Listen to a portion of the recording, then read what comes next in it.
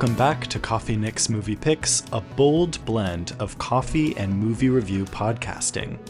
My name is Nick Delaney, and I am your show host, coffee and movie reviewer, and the guy who, after careful consideration, thinks it would be best for everyone here if we did not bring her back. In this episode, I am bringing to you a spoiler-free review of Bring Her Back, the upcoming horror film from the Philippou Brothers and A24.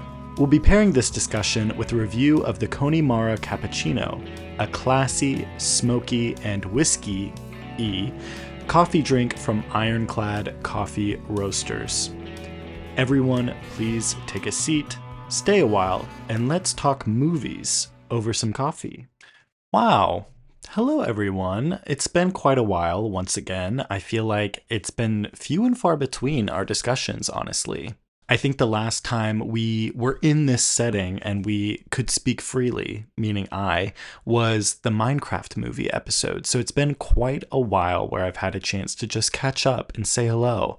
But I hope if you're listening to this that you're doing well, that you've had time to watch movies, maybe get into a little hobby or something, enjoy this lovely weather. So what's been going on? What's been going on with me, with the show? I'm so glad you asked.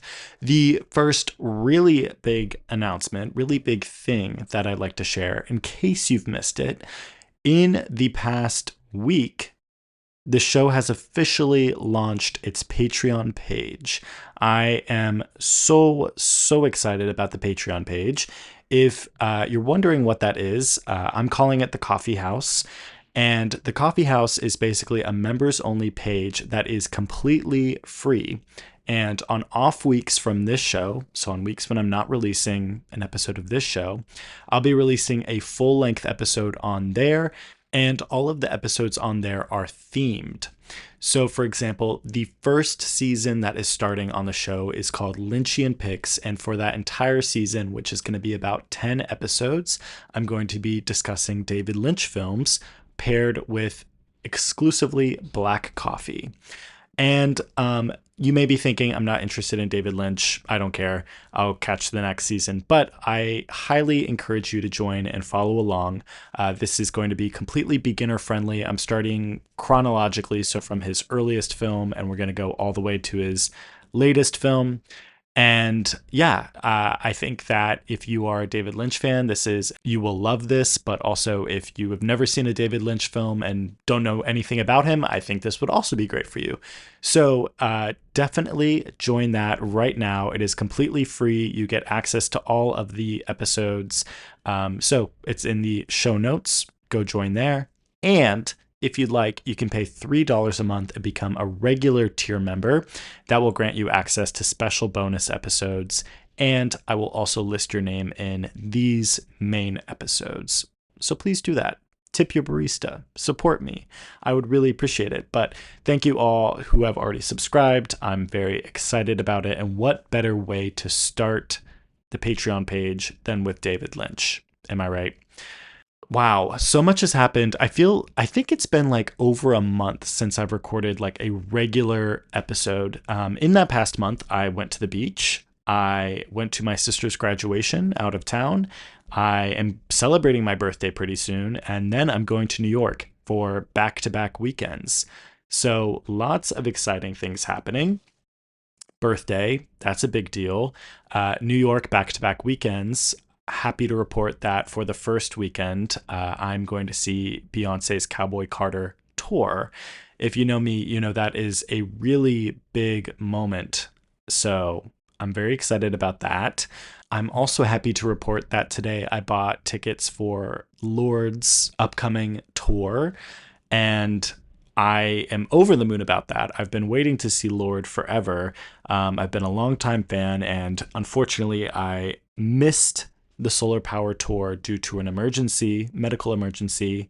Appendix went bye-bye, burst, near killed me.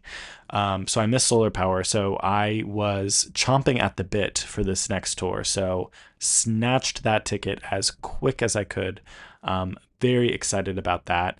I also just want to have like a little coffee table moment and share like some of the media that I've been into. I am currently reading Picture of Dorian Gray, Portrait of Dorian Gray. So sorry, they did not have pictures back then, I think. That's really fun. I love like an artsy little like literature moment. I'm having a good time with that so far. I don't know if I reported this on the podcast, but months ago I finished Little Women. That was like January. That's old news, but I don't think I ever shared that. Currently, I'm watching Sex in the City. That's been huge for me. I feel like that show is just speaking to me on a different level right now. This is my first time watching it. If you're wondering which of the girls I identify with the most, it is Carrie. I'm so sorry. I feel like if Carrie were in her 20s in 2025, she would have a podcast, you know? Um, I do relate to Carrie a lot, but I also love Samantha and Charlotte and Miranda, of course. I love them all. As Whitney Houston once said, I'm every woman. That song was not written for me. I just know it. But I'm having a great time watching that show. And eventually, one of these days, I will devote an entire coffee thought discussion to that. And hopefully, I'll review one of the two Sex and the City movies on here, if not both. So maybe a little down the pipeline moment. Put that on your calendar. Playing, what have I been playing? Nothing notable. Next thing, I got a new coffee mug called an Ember. It was gifted to me from work, which, what a thoughtful and lovely gift. This coffee mug called Ember, it Bluetooth links to your phone and heats your coffee for you. So from now until the end of time, I never have to drink from a coffee mug and be greeted with lukewarm coffee. Wow. Like, we are in the future. We are in the future. That's just crazy to me. I almost, it feels like wrong almost. I'm like, am I just turning my back on, I don't know, lukewarm coffee as an institution? Can I do that? It just feels like such an abrupt cutoff from the lukewarm coffee machine. So more to come on that. If you all give a fuck, that is. If you all give a fuck about my new coffee mug. So I think that's everything with me. Please, please, please go subscribe to the Patreon. It's literally free. And you just get to like, I work so hard on those episodes. Just go do it. Please, please, I beg of you. And for the love of God, watch Sex in the City if you feel depressed, because it will cure you. I promise you that. I promise you that. Enough. I know what you're all here for. I'm just going to get into it. Don't mind me. The first segment that we have on this show is called Now Brewing, and this is our coffee discussion and review segment. And I must say, this is an extra special Now Brewing. More to come. Now brewing in this episode is the Connemara Cappuccino from Ironclad Coffee Roasters and Baking Company in Lynchburg, Virginia. That is where my sister graduated, so I was visiting out there. And I just have to say, what a lovely town Lynchburg, Virginia is. I love like small towns in the mountains. It's so beautiful. It's just so beautiful. Maybe I just am getting like stir crazy living in the city recently, but wow. Maybe I just need to go touch grass. I think that's what every podcaster needs to do. This is not the first time that Ironclad has been featured on this podcast. Previously, Ironclad was featured on the Kinds of Kindness and Espresso Virginola episode. However, this is a completely different location, a completely different experience. The one I went to, I can't remember exactly where it was, but it was kind of like on the outskirts of Richmond, Virginia. That one was almost a drive-through only location. And from what I remember, their menu was entirely different. Now, this store in Lynchburg, this Ironclad, I think is a newer store.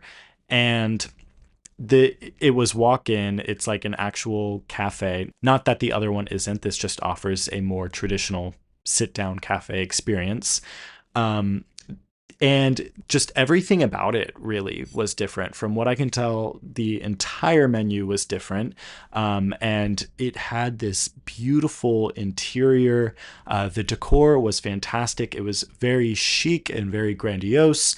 The furniture was just beautiful. Like I want that in my house. And they had this like huge piano in the middle of the cafe. It was very like Great Gatsby, very grandiose, very roaring 20s. I just felt like I was living, loving, laughing freely, having a good old time. Even down to the outfits that the baristas were wearing.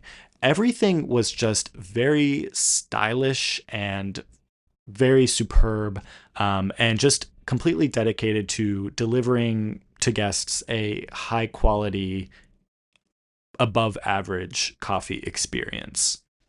I don't know. It just felt like a notch above. Like, this is where you go if you want kind of like a more luxury coffee experience in the best way possible. Now, about this drink, the Connemara Cappuccino, I got it iced. Usually a cappuccino comes hot because, well, duh, the foam. But it was very hot outside, so I just got it iced. And this drink is bare knuckle espresso, and then Richland's Creamery local whole milk. Of course, I got it with oat milk because my tummy, and a house made Tullamore Dew whiskey reduction. And then that's not all. After everything, after like the latte is made, it's placed in this chamber and it's smoked with real turf from Ireland, otherwise known as peat, and then garnished with a traditional Irish chocolate biscuit, or cookie as we call it in the States. Wow. Like, wow. On the history of the show, I have never, in the history of me, I have never had a coffee drink like this, and I've never had like a coffee experience like this really. I've gone to really nice coffee places. I went to Seattle and I saw like all the cool coffee spots, but there was nothing quite like this. So yeah, I was talking a bit to the barista while they were smoking my drink, and I was like, "What is that? Why are you doing that? I just want to know everything. Please tell me." And he was very knowledgeable, which I was very grateful for, because it would have not been fun if the barista was like, "I don't know, they just tell us to do this." But he told me that this turf, or AKA peat, it's imported from Ireland, and it serves to enhance the smell of the drink because most of our taste senses are based on what we smell. So it serves to enhance the smell of the drink and thus the taste. And Ironclad is apparently owned by two Irish people, and they created this drink because like the smells remind them of home. And as you all know, I am a descendant of Ireland. That is my country. That's my homeland. I love Ireland. So when he said that, I was in. That's all he needed to say. That is all he needed to say. Like, Nick pick immediately. But then of course I tried the drink and it was so delicious. And I have to say, if you are getting this drink, don't drink it with a straw. Just take the lid off and drink it like from the cup directly, because the smoke is very reliant on your sense of smell. It's important to get your nose close to the drink, if that makes sense. If you're sipping it through a straw, you kind of miss out on the smoke part. So I had a completely different experience once I took the lid off and started sipping it from the cup. But this was, like I said about the coffee shop and about this whole experience, this was such a luxurious and high quality coffee like I've never had before. I was so blown away by just the craft behind this drink and also the taste of the drink itself. I loved kind of like the different sensations you get when you drink it, because as you're sipping it, you really get that smoky smell. But then afterwards, it's a bit more acidic. So it really balances out nice between like a harsher scent and then a lighter one. I say harsher in a good way. And I've been to an Ironclad before, and while the drink I got at that other location wasn't, particularly my cup of tea, I remember thinking like I really respect kind of the creativity and the craft behind it.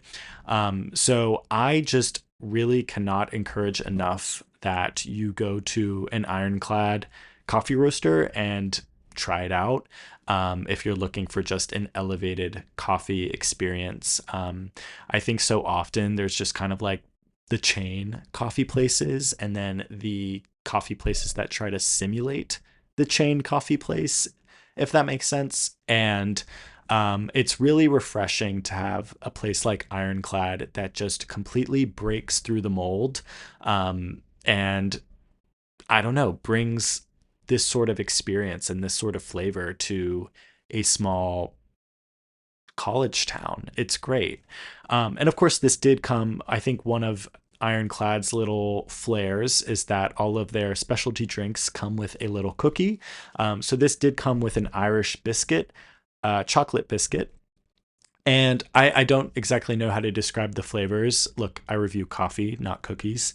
But it was really good. And the chocolate was sort of a lighter flavor, and it paired really well with kind of like this strong, like smoky and like whiskey flavor of the coffee.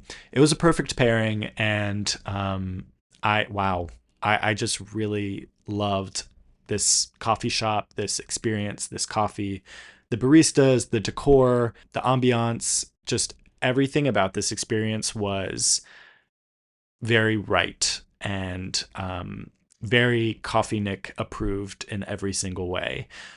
So for all of those reasons, I'm going to give the Connemara Cappuccino and the Ironclad at Lynchburg a huge Nick pick. Okay, moving on to the coffee thought. This is an outlet dedicated to voice my many incoherent thoughts over a cup of coffee. Now, I have two paths I could go down with this coffee thought. I'm not exactly sure which one I want to take. So you tell me. We'll see if you get it right. There's one that is more silly, more me complaining. Okay, it's always me complaining. Both paths are going to be me complaining about something. One is more silly and like lighthearted and jokey fun, maybe laugh at it. And the other one is like, I have shit to say. Sit down and let me say it.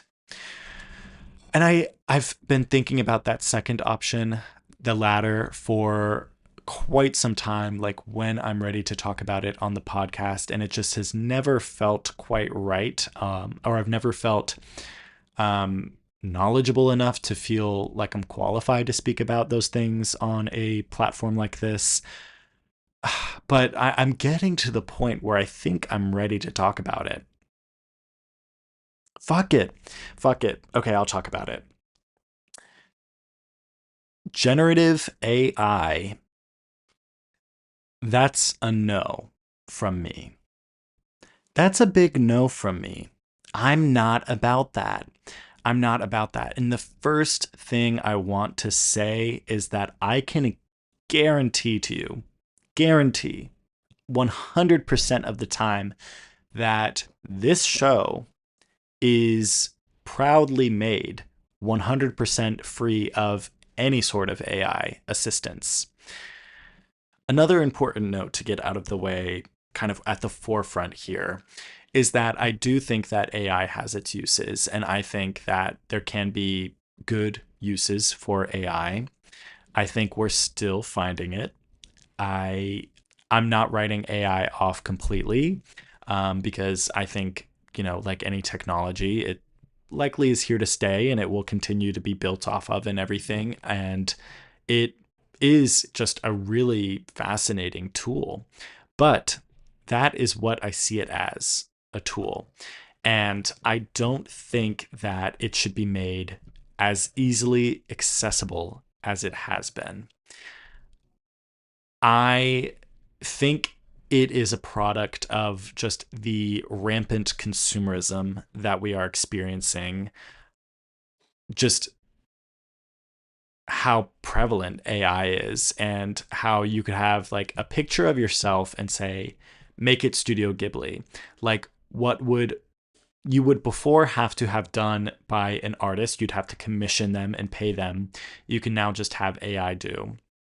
Is very concerning, and that's consumerism in like a really horrible way. I don't think you should be able to do those things so easily.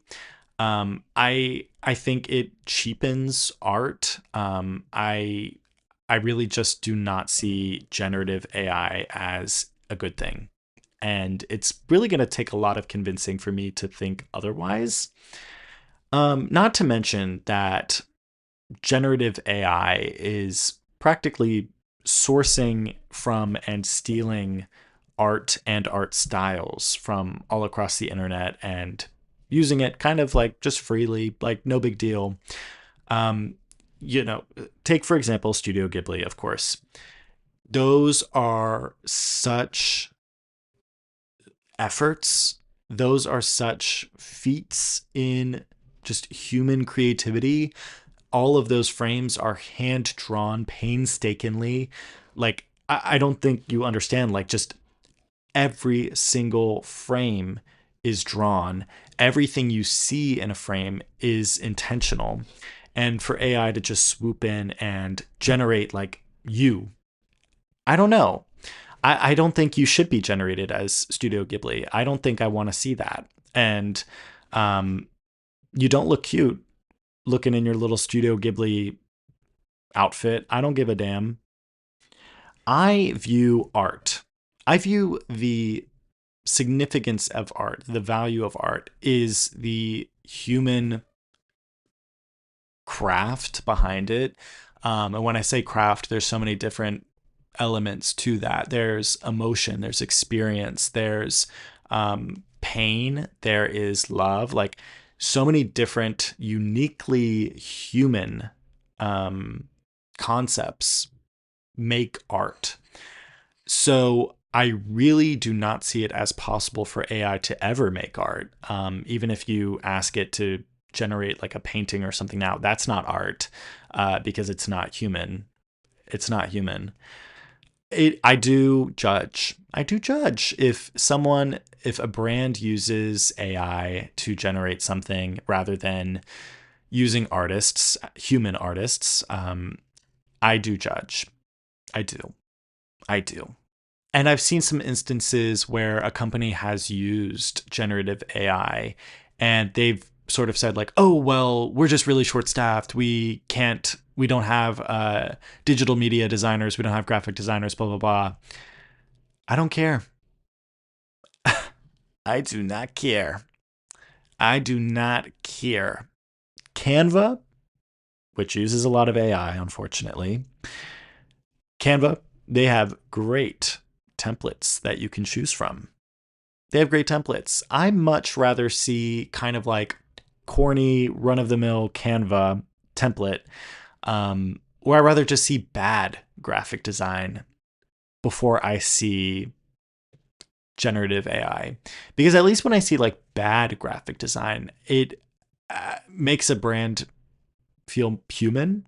You know, I can tell there actually is a human being with a soul who cares behind the screen. I much rather see that than generative AI ever. Now, like I said before, I'm not just going to write off AI completely. Like, I do think that AI has its uses. I think it could serve pretty well as like an assistant, kind of like streamlining research a bit. Um, I think that's a great use. Um, but I just think that we haven't found it yet. We haven't quite landed on the proper use. And like I said, I think that AI, it is way too forced upon us right now, and it is way too accessible. Like, I really don't think this is something everyone should have in their pockets, if I'm being quite honest. At least I don't quite think that yet. Um yeah, I just feel a lot of different ways about AI. I think that this whole thing, like, it cuts so many human beings out of the equation in a way that is quite concerning. I think as humans, we need to help each other and we need to rely on each other's skill sets in order to succeed. And when you use AI, you just cut all of those humans you could be building community with and relying on.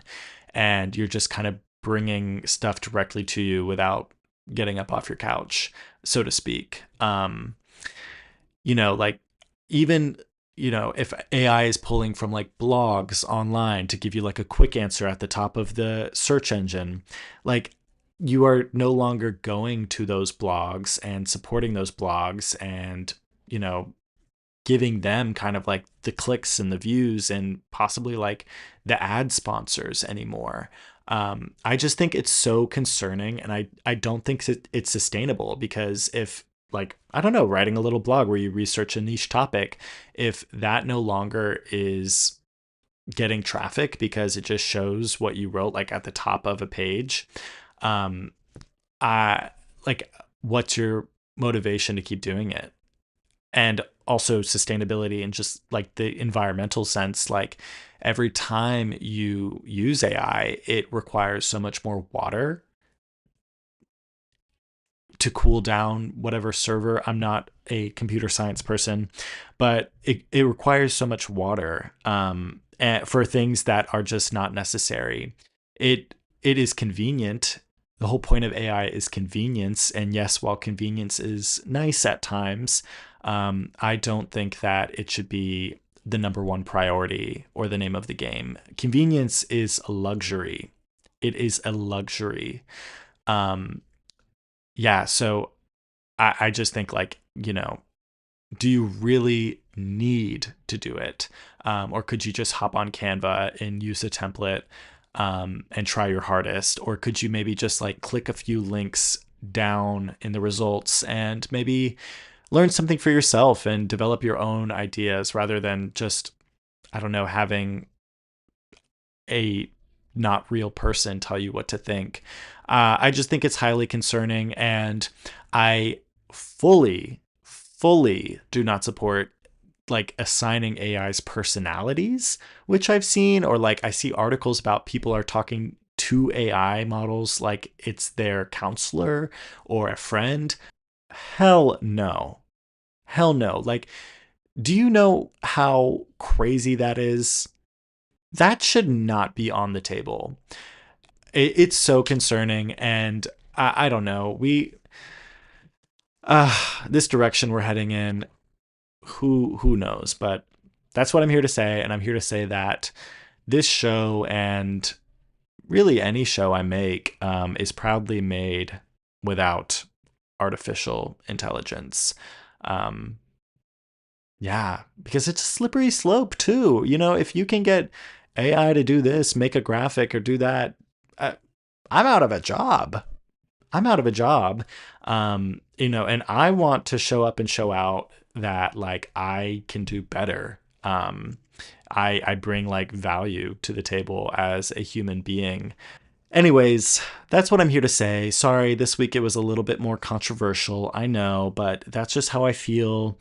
And if you use artificial intelligence for anything, this is not meant as an attack on you or any of that. I'm just requesting that you reconsider using it, and consider alternate methods. Like I mentioned, Canva, or just reading a few more articles. I think life can move a bit slower. We don't have to be like boom, boom, boom, generate picture, generate summary. Like, slow down. We are moving way too fast right now on an individual level and just as society. That's what I gotta say. That was my deep discussion, and now that I said it, I'll probably bring it up here and there in the future, moving forward. Kind of just got that off my chest. Cat's out of the bag. Wow, I'm a little heated after all that. I think it's time to take a break.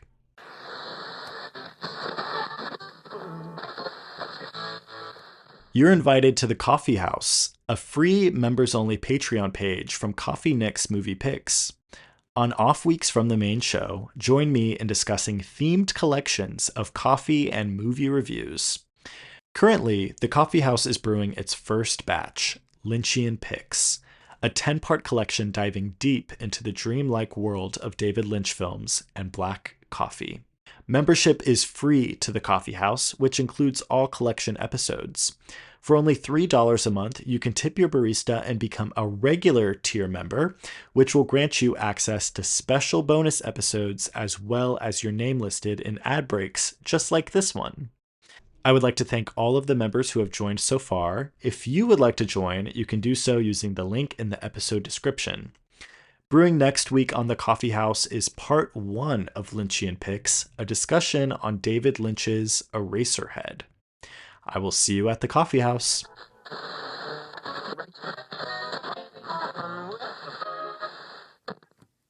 Okay, moving right along to our now showing segment.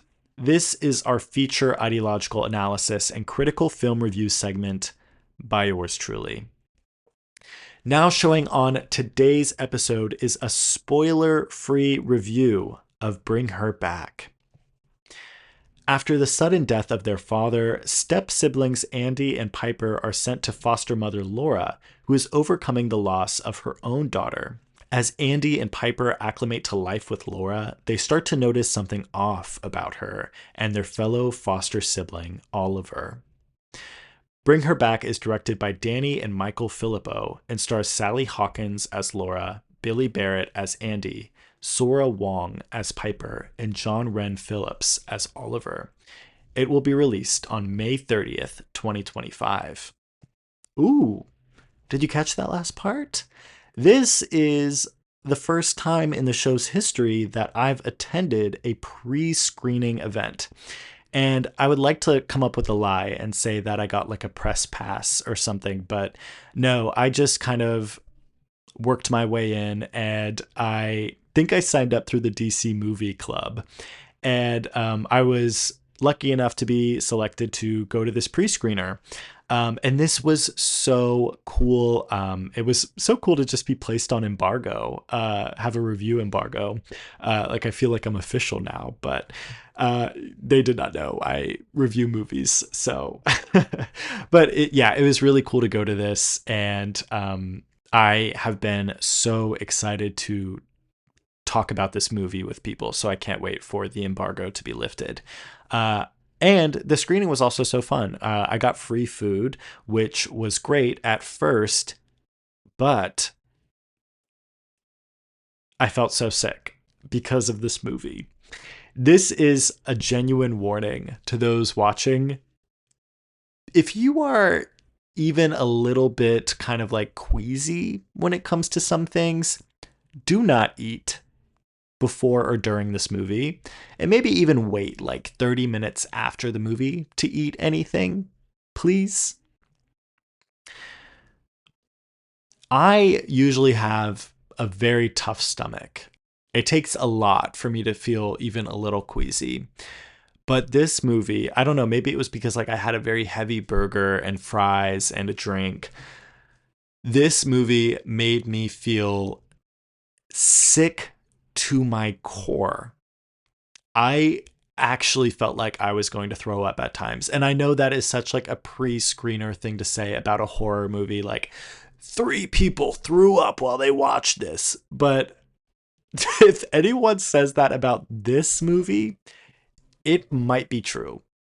It might be true. I would put money on it being true. This movie was fucking sick. In both ways, in like a sick ill and also like a sick awesome way. It is just so committed. It is so fascinating. I was sat for this whole movie. It was just a ride from start to finish. Let me get into some of the details. And like I said, this is a spoiler-free review, of course, because this movie hasn't even come out yet. So I want you all to be able to listen to this episode. But I think it's important to know a few things going into this movie, just like the general premise. So, this film is about two step siblings who have lost their mother. And the inciting incident of the film is that they also find their stepfather dead in the shower. And after this, Piper, who is blind, she is sent to foster mother Laura. And Andy, I believe his name is, really doesn't want to be split up from Piper since he sees himself as like a caretaker for her. So he really is adamant about going with Piper, and eventually he does. And they end up with the foster mother, Laura, who recently lost her daughter named Kathy. And there's also a foster sibling that is already in Laura's care named Oliver. And there's something very off about Oliver. That's the premise of the movie. A few things I wish I knew going in, because it's kind of like, it kind of gets right into it. So use that just general information to acclimate yourself before you go watch the movie. The movie starts actually with found footage. And found footage is sort of scattered throughout this movie. And I really loved the found footage elements in this. They were all so unsettling and terrifying and gripping, just like the way that the audio was structured in the found footage parts and just the visuals, what you were seeing. It felt like so forbidden. This whole movie felt like forbidden. So watching it just felt like all the more horrifying and shocking, really. The other thing I love about the found footage part, and really like a lot of the concepts that are explored in this film, is the origins of the footage or the concepts. They're not really explained. They're kind of left unanswered. And I really like that. Something that always turns me away from horror movies is like the possession or the whatever horrible accident. They explain it and they're like, there's this book with the undead. No offense to Evil Dead. There's this book with the undead and spells, and this is how you break the curse, and this is how you escape. There was none of that in this one, which I really loved. It just made the horror all the more frightening, how it was very unknown and it was really uncertain if there was any escape from the horror that was happening, because you don't know, like, where did this found footage come from? Who recorded it? Where was this like filmed? It just contributed to the atmosphere and overall like effectiveness of this film so much, I think. Now, for those of you who saw Talk to Me was also directed and I'm pretty sure written by the Philippou brothers. And anyone who's seen that movie knows it is batshit crazy and just very jarring at moments. And there's like light body horror moments in it. I think Bring Her Back takes similar body horror moments from Talk to Me and turns it up to 1000. The body horror in Bring Her Back is off the charts. This is like what made me sick, of course. The body horror in this is actually disturbing. It's so disturbing. It is so sick. And, you know, in something like The Substance, I feel like the body horror kind of happened and then you turn away from it to something else, which is a very valid way of depicting it. I, of course, love The Substance. We all know that.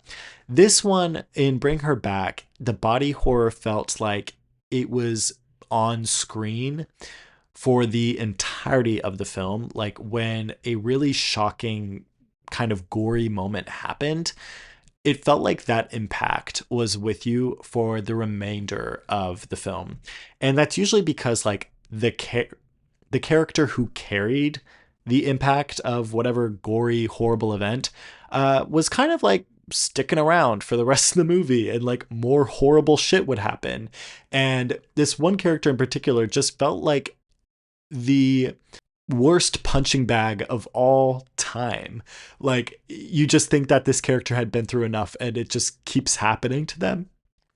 And like it just keeps piling on, and like the horror keeps manifesting itself on this character physically in some new way.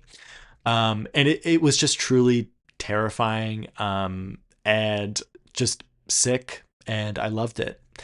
It was so I was just so invested, and I was so in, and all of the effects looked very real, which was a good thing and a bad thing. Bad thing because it was like too real, and I wanted to look away so badly, but I just couldn't.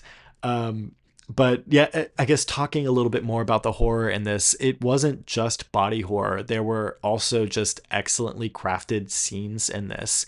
A lot of things happen kind of regarding a shower or a bathtub. And there's one scene I'm thinking of in particular, where someone is taking a very steamy bath, and like the mirror is fogging up a bit, and a character goes to wipe the mirror, and you think you see something for a moment, and there's all these noises happening in the background, and there's like this cat meowing, and it's just very odd, and like you're like, what the fuck is happening? And it is overwhelming and frightening in the best way, and just excellently crafted. There is a scene that happens at a kitchen counter, which I don't think I've stopped thinking about since I saw this film a week ago. It's just one of those horror movie moments that is going to stick with me until the day I die. Really. Just one of the most atrocious, gut wrenching things I have ever witnessed, ever. And I cannot wait for y'all to see it. I cannot wait for y'all to see it. Um, like it is truly so horrible. Um, it's regarding a countertop, a knife, countertop, and everything. And I think what makes a lot of these scenes, a lot of the horror in this so effective, is actually the sound design. In the bath scene, like I described, there was kind of like that weird cat meowing. In this scene at the countertop, one of the characters opens a cabinet, and even just like the emphasis placed on like the sound of a cabinet opening, it made me jump out of my chair, because the scene was constructed in a way that made me feel so tense and wound up that a character, the sound of them opening a cabinet, I launched like 10 feet in the air. And that was almost kind of like horror 101, like that false sense of security and relief. I was like, oh, it's just the cabinet. You then go on to hear one of the most alarming and disturbing noises happening off screen imaginable. Just like the setup to that noise that I'm thinking of happening, that involves a knife.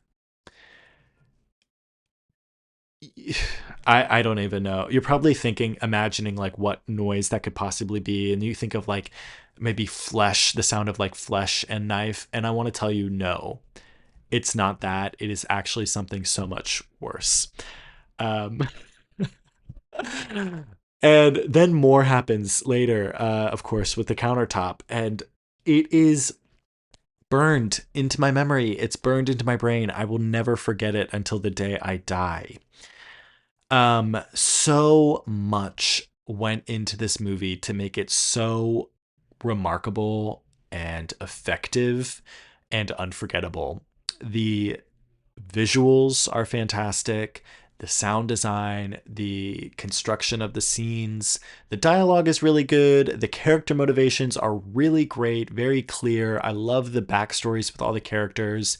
The characters were just so interesting. They were endlessly interesting, and you could really. It was very easy to tell what these characters wanted and kind of what their trajectory was. Not easy to tell in a way that was uninteresting. It was still really interesting getting to know these characters and learning more about them as the film went on. And I love that there was little exposition here.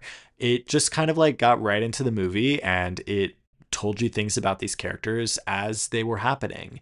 And I've said that on this podcast before. I will say it until this podcast is done.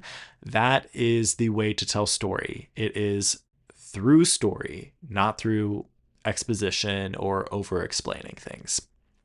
My last note is that just the performances in this film were all stellar. They were all stellar. There was a lot of child actors in this. Really, there were not many adult actors. The majority were child actors. And it was really the child actors who had a lot to do. I'll say that very vaguely. You'll see when you see the movie. The child actors, they had a lot they had to go through with this. And I imagine it was very fun to film a lot of this, but I also imagine it was very heavy at times. And this was a lot of work. And I want to applaud these child actors, specifically Billy Barrett, Sora Wong, and John Wren Phillips, for a spectacular job. I think that a lot of what made this film great was just the authenticity of these performances, and just like they really put themselves out there and made themselves very vulnerable.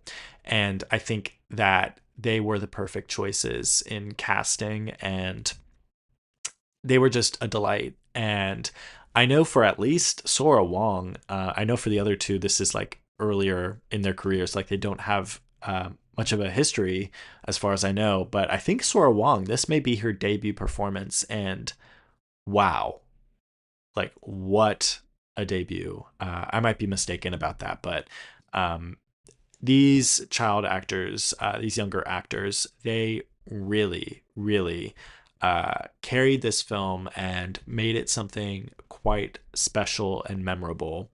And then, of course, Sally Hawkins, love my girl, love Shape of Water. I've really appreciated this actor for a very long time. She was just as incredible as well, and she was kind of like the center of this movie, pulling all these things together. She was the horror, she was the heart, she was a lot of she played a lot of different roles in this movie, and she did a phenomenal job. This was just great. This was a great movie. And I have come to notice, after thinking about this in context with Talk to Me, I am really, really interested to see what the Philippou brothers do next. I'm very excited to see what that looks like, if they're going to try something completely different or if they're going to do something similar.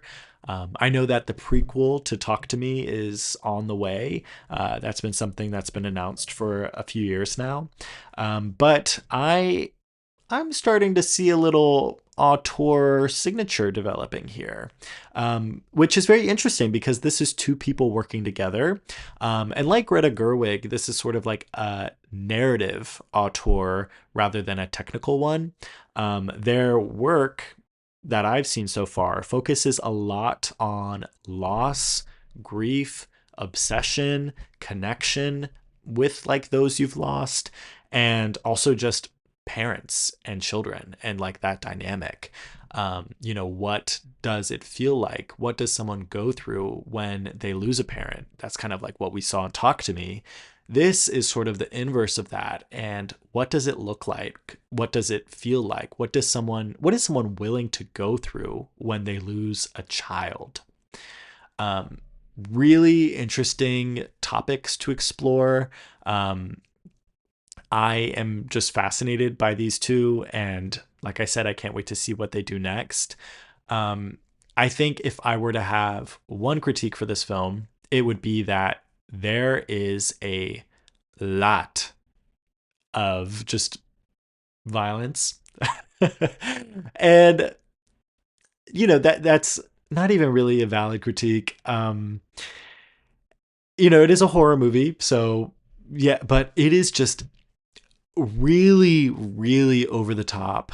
So just know what you're getting yourself in for. And a lot of this violence is directed towards children.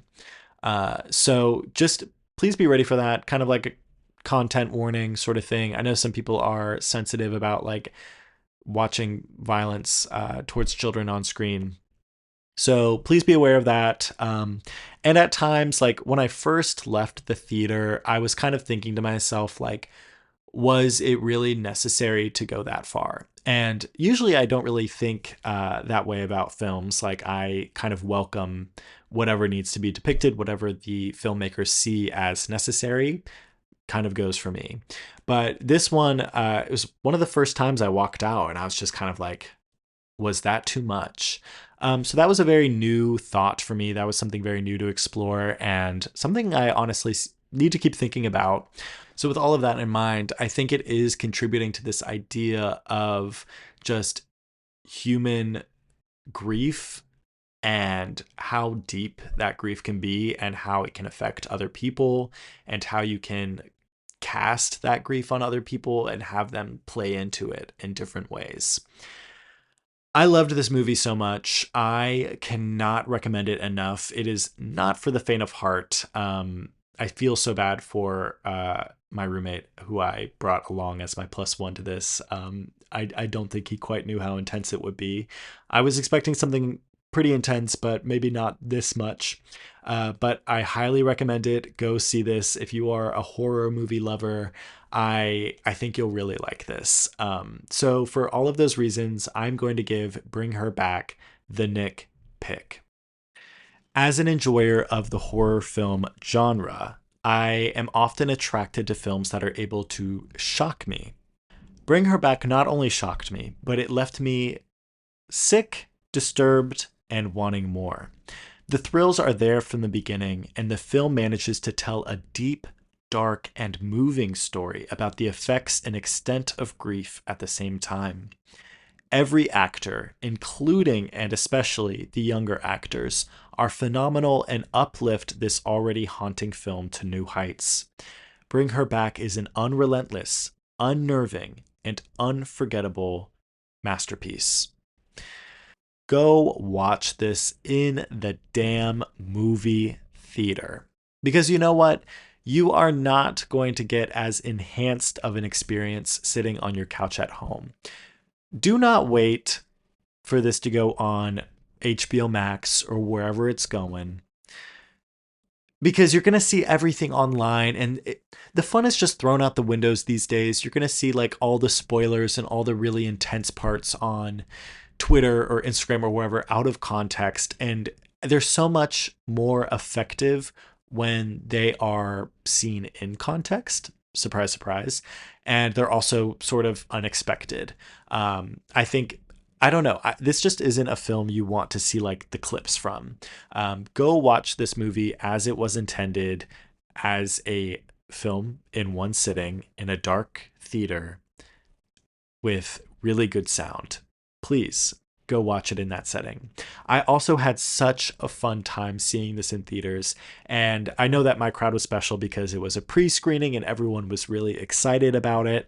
But the reactions that people had in this movie, the live reactions, were just so special, and this was also just one of those theater going experiences that I will never forget.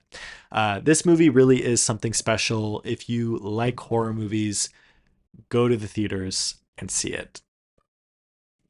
All right, that is all I have for today. There is no Dear Coffee Nick on this episode. So sorry. But if you would like to send in your movie and coffee reviews, your hot takes, your opinions, your comments, your whatevers, please feel free to write Dear Coffee Nick to me through email, coffeenicksmoviepics@gmail.com, or you can just shoot me a DM on social media and I would be happy to look at that. So submit your Dear Coffee Nick letters. I love having them on the show. They are so much fun. Yeah. Once again, thank you for listening to Coffee Nick's Movie Picks. Before you go, please be sure to follow at Coffee Nick's Movie Picks on Instagram and at Coffee Nick on Blue Sky. There you can stay up to date on everything about the show.